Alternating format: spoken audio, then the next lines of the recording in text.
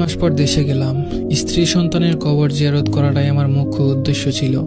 রাতে রেনির ফোনটা ঘাঁটছিলাম, হঠাৎ তার মেসেঞ্জার চেক করে দেখলাম একটা আইডিতে রেনি অনেক মেসেজ পাঠিয়েছে, ভয়েস পাঠিয়েছে, কিন্তু ওপাশের কোনো মেসেজ নেই। আইডি কার হতে পারে বোঝার কোনো উপায় নেই, প্রোফাইল লক করা। আমি মেসেজগুলো পড়তে লাগলাম। আমার মা বোনকে নিয়ে শত শত অভিযোগ, শত শত দুঃখ কষ্টের কথা সে লিখে পাঠিয়েছে। রাগ লাগছে, মনে সন্দেহ উকি দিল সে কি কারোর সাথে পরকীয়ায় জড়িয়েছিল। পরের দিন সকালে আমি টাকা দিয়ে সেই আইডিটা হ্যাক করাই, লগ ইন করে বোকা বনে যাই।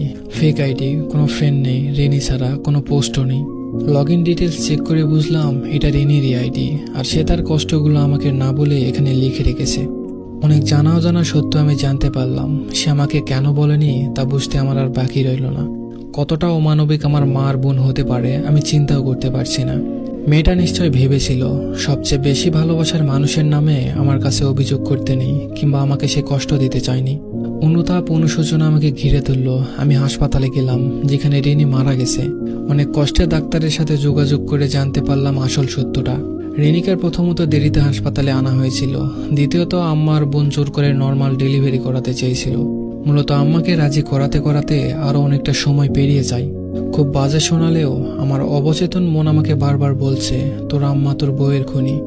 বাড়িতে এসে আম্মার রুমে গেলাম, আম্মার সামনে বসলাম আর আম্মাকে বললাম, আম্মা, আমার ছোট বোনটার কেন যেন সিজার করেছিল ডাক্তার।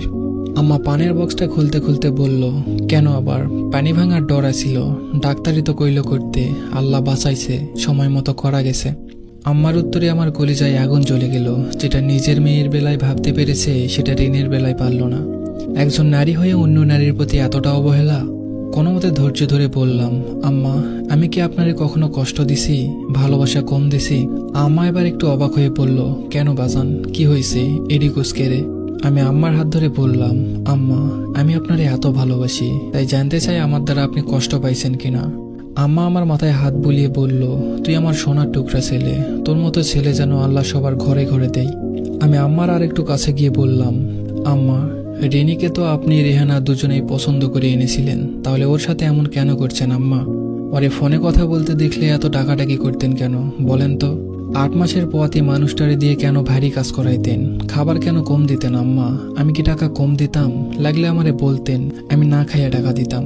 আমি যে আল্লাহর ভরসায় আপনার কাছে আমার বউরে রেখে গিয়েছিলাম, আপনি আপনার বিবাহিত মেয়ের দেখভাল করলেন, যে শ্বশুর বাড়িতে না নিজের মায়ের কাছে থাকে বেশি।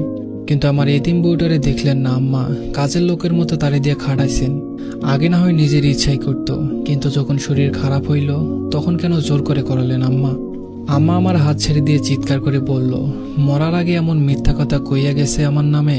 আল্লাহ আমারে তুমি উঠাই নাও, তুমি বিচার করো, কবরে আগুন জ্বলবো। আম্মার চিৎকারে বোন আর ভাতিজিও ছুটে এলো। আমি বোনের দিকে তাকিয়ে বললাম, তোর সিজারের টাকা কে দিয়েছিল? আমি। তোরে অনার্স পাস কে করাইছে? আমি। তোর জামাইয়ের আবদার কে মেটাই?